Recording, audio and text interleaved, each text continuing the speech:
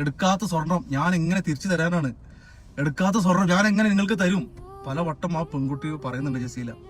മയ്യത്ത് കൊണ്ട് നിരപരാധിത്വം തെളിയിക്കേണ്ടി വന്നവളാണ്. ഇതിന് പുണ്യമായിട്ടുള്ള റമദാൻ മാസത്തിൽ ആ ഒരു മയ്യത്ത് പടച്ചവൻ സ്വർഗം നൽകി അനുഗ്രഹിക്കട്ടെ.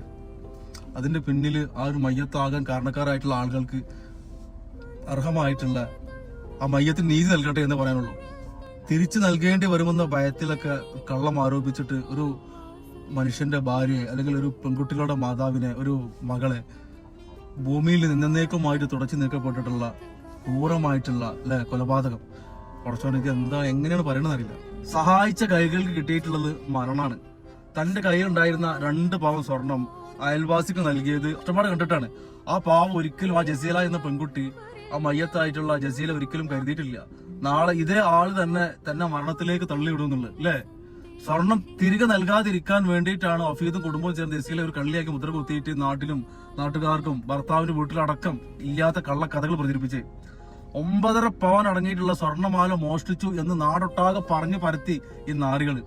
ഞാൻ കട്ടിട്ടില്ല, ഞാൻ 9.5 പവൻ കട്ടിട്ടില്ല എന്ന് പല തവണ ആവർത്തിച്ചിട്ട് ഈ ഭൂമിയിലെ മനുഷ്യന്മാരോടും അയൽവാസിക്കാരോടും ഭർത്താവിന്റെ വീട്ടുകാരോടക്കം പറഞ്ഞു. 2 പെൺമക്കളെ തനിച്ചാക്കിയിട്ട് അവൾ ജീവിതം എന്നേക്ക് മാറ്റി നഷ്ടപ്പെടുത്തുമ്പോൾ അവളുടെ ഉള്ളം എത്രമാത്രം പടഞ്ഞിട്ടുണ്ടായിരിക്കും. ആ നുണക്കഥ ആ ഭർത്താവ് അടക്കം വിശ്വസിച്ച് പോലീസ് സ്റ്റേഷനിലടക്കം പോയിട്ട് താൻ നിരപരാധിയാണെന്ന് പറഞ്ഞപ്പോൾ പോലീസുകാരടക്കം അവളെ ആട്ടി ഓടിച്ചെന്ന് പറഞ്ഞു. ലോകത്ത് തനിക്ക് നീതി ഇല്ലെന്ന് അവളോട് ഉറക്കെ വിശ്വസിക്കുകയാണ്. ആശ്വാസവാക്കിന് വേണ്ടിയിട്ട് കൊതിച്ച നിമിഷങ്ങളിൽ മരണം മാത്രമാണ് അവൾക്ക് ഏക മുന്നിൽ അഭയം വന്ന് അവൾ ജസീൽ തിരിച്ചറിഞ്ഞിട്ട് എന്നേക്കുമായിട്ട് ആത്മഹത്യ ചെയ്യാണ്. ആ നീതി ലഭിക്കാത്ത മയ്യത്തിന് മുമ്പിൽ ചെയ്യാത്ത കുറ്റത്തിന് പഴി കേട്ട് സ്വന്തം മരണം കൊണ്ട് നിരപരാധി തെളിയിക്കേണ്ടി വന്നിട്ടുള്ള ജസീലയുടെ മയ്യത്തി സാക്ഷി വേട്ടയാടുന്നുണ്ട് അല്ലെ.